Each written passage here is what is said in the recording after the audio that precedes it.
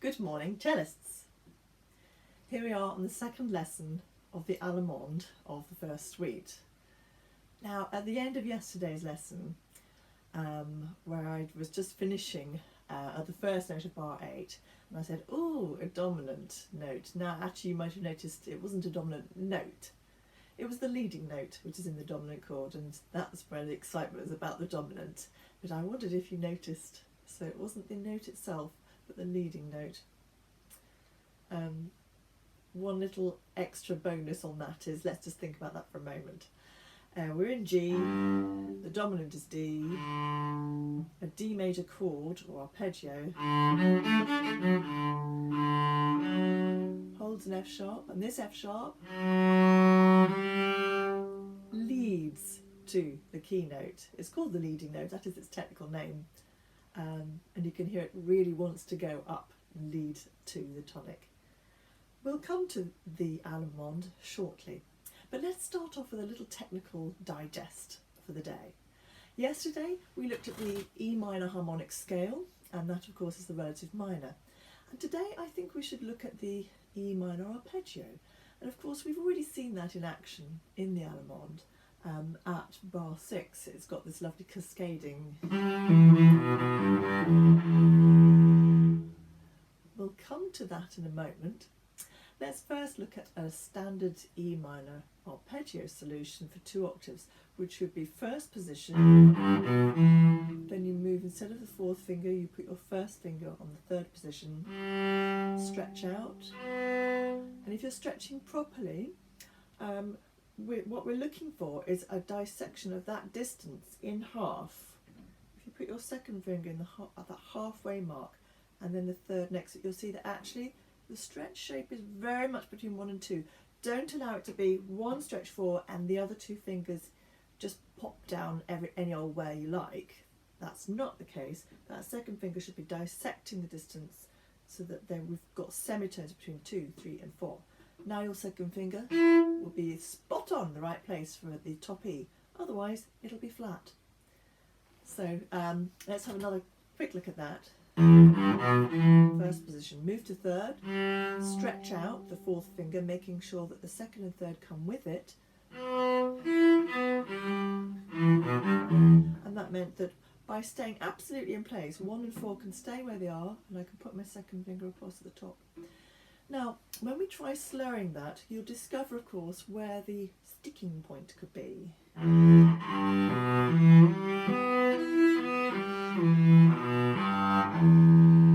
So in that example, I've slurred all the way up in one bow and all the way down in the next, on purpose, because I didn't want to split the bow here, where we're shifting from 1st finger on an E to 1st finger on a G.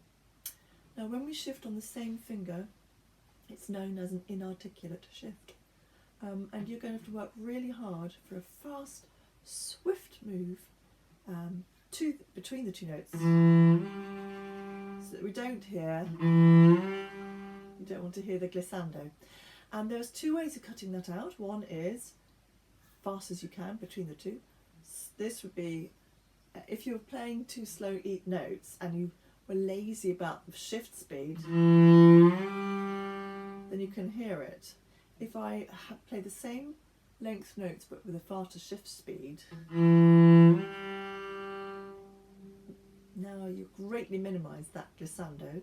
The other thing you can do, of course, is to slow the bow down. So just be aware that sometimes if one hand is acting fast, the other one might want to respond fast. If that happens, you'll hear it. You know, if I pull the bow fast at the very moment I don't want to hear the sound, you're going to amplify it. So there's 2 things to think of: slow bow, fast shift between the notes.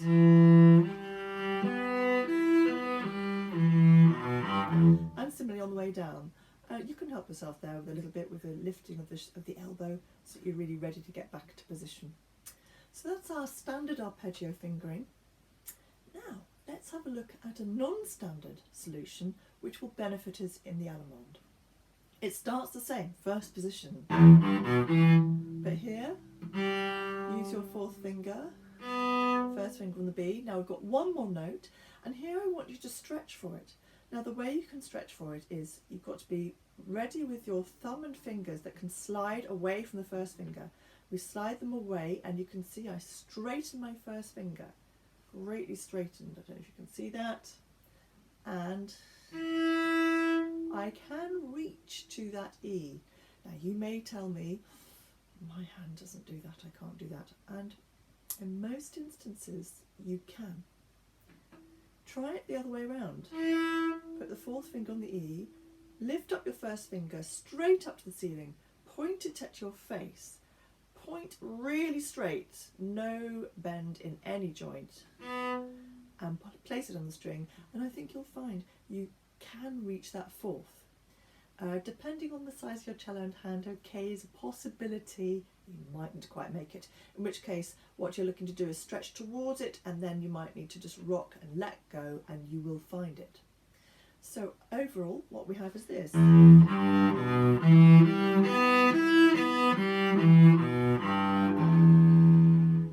I'm proposing a little bow pattern to copy the Bach. So we start with, we're playing 2 of every note, 2 E's, 2 G's, etc. And we slur between them like this. And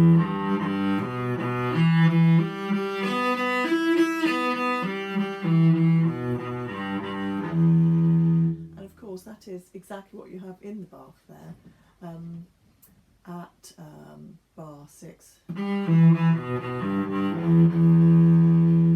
So it's rather nice because it really warms you up. You can really think about a nice stretch there, which we employ in other areas of the suite, and you're thinking about the couplets, and you've got plenty of time to enjoy the arpeggio because you're doubling every single note as it happens. So there's your technical digest.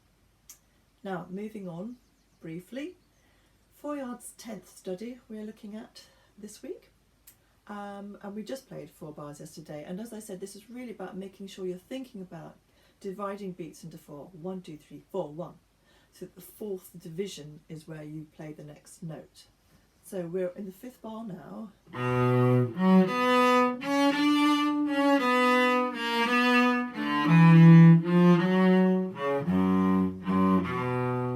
So the bows are very straightforward, and as I said yesterday, we're not doing the very articulated staccato. We're not going to be doing. By all means, you can try it that way, but the purpose of making that slightly smoother is that it absolutely tallies with what the bow work is in the Allemande. Now, where I just arrived beginning at bar 5 there, in actual fact it will start on a stretched second finger because you'll have had a C sharp just beforehand. And you stay in the stretched shape according to their blueprint pattern of solution. Rather than telescoping back, it's got a 2 on the C sharp at the end of that line because you're remaining stretched. Then, where we move from first finger to first finger, which is an inarticulate shift, you'll need to lift your elbow as we go to half position, stay in half, move to lower second, then rotate across the string. Of course, I've arrived on second finger because I've got a stretch 4 on the F sharp. So those 4 bars again, starting stretch 2.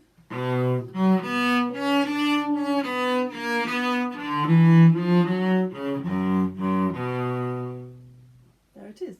It's quite a simple exercise, but it does give you a little bit of attention to detail about stretching, remaining stretched, how we shift back, how we deal with inarticulate shifts, as well as this particular bow articulation.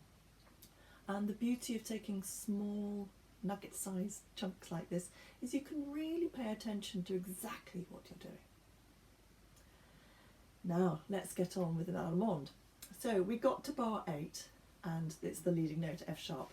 And we're about to move into a rising sequence. Now in terms of what's about to come about, bar 9 and 10, we've got some lovely string crossing here of broken chords. And it would be a good idea if you've perhaps tried some bow strokes for that.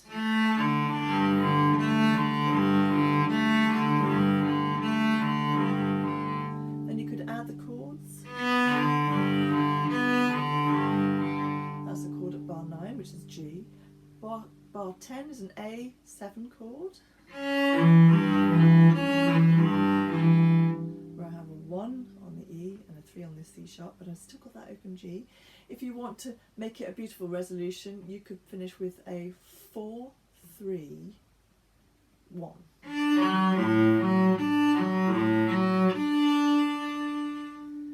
And you can of course be free to add in other chords, so you could really practice a nice sequence here. I'll give you an example. We could start with G, then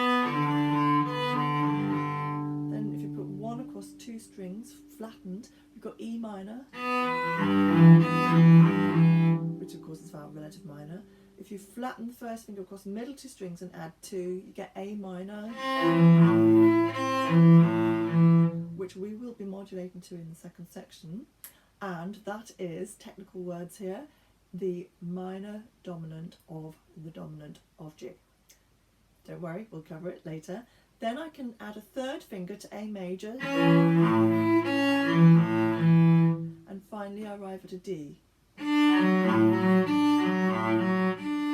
So that's a way that you could extend that little bow exercise. Now when you're crossing the string like this, we're only crossing 3 at the moment, nice flat bow hair, so that you get good balanced contact and you're more likely to get an even distribution and not get a wonky rhythm. This will be really useful at bars 9 and 10. So looking at the phrase shape, we've arrived at 8.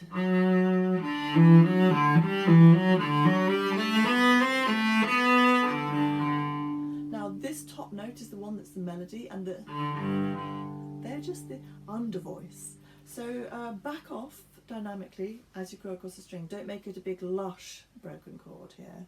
So top B, important. We're going to come back to the B bit in 3rd position.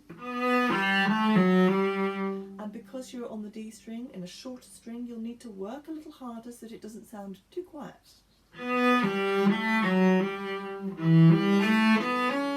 Little up bow here. Don't be encouraged or enticed to push too hard to the heel. Stay where you are, flat bow hair. And then this is to our advantage because you're now at the point we can really start to build a crescendo.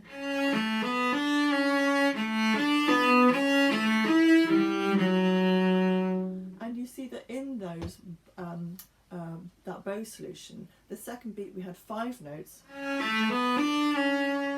then we have 3, which automatically is going to create a crescendo, then 4, and you're really obviously really going for that top E there. We've got the trill, which signifies an important first beat. We're on D major chord at the moment.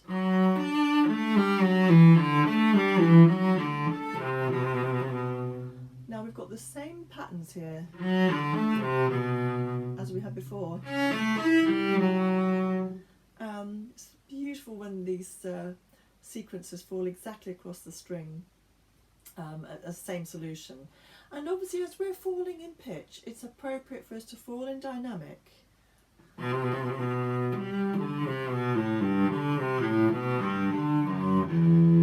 there it is again, same solution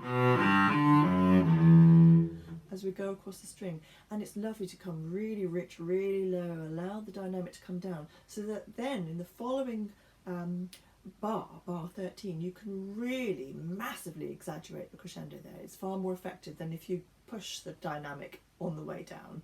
You won't have so much room to grow. So we've arrived at the bottom.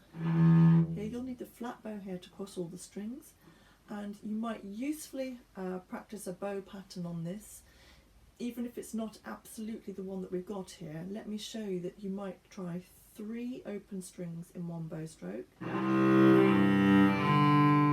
the top 2 in a bow stroke, half each,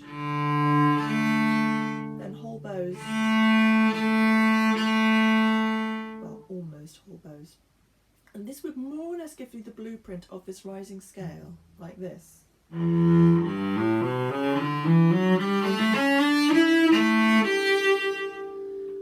And you can hear that, you know, the rise, the dynamic rise, as well as the pitch rise, really wonderfully blossom by the distribution of the bow and therefore the bow speed that we're using. The harmony in bar 13 is really beautiful. It's actually an A7 chord in second inversion, and that is the dominant 7th chord of D major, and D major is our dominant. So here we're looking at the dominant of our key, and the E at the bottom is telling me that it's in second inversion here.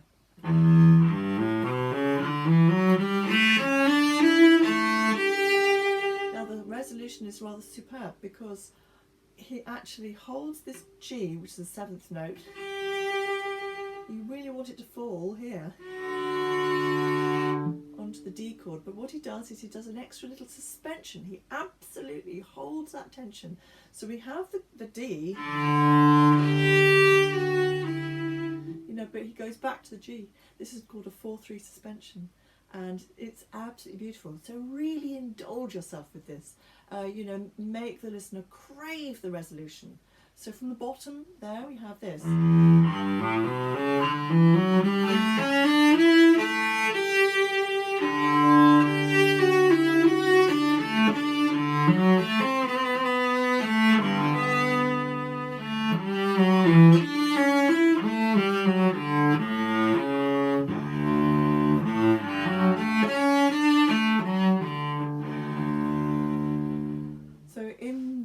Few bars I've just played for you, we've had that 4/3 suspension bar of D at bar 14.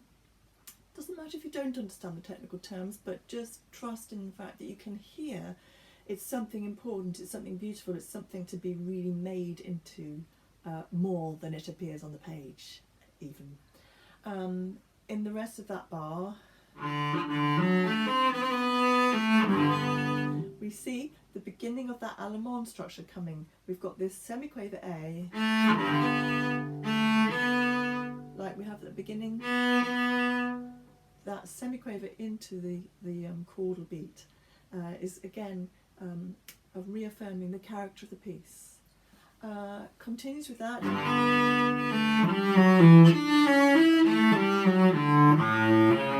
Now it's one of those cases, rather than going up to the top, it falls. But don't fall weakly. Fall as if you were rising, which you would rise with strength. So don't be apologetic. And when you move to the C string, we can have a nice drop of the elbow on arm here to get good speech and get a really powerful bottom note there. So from bar 8 we have this.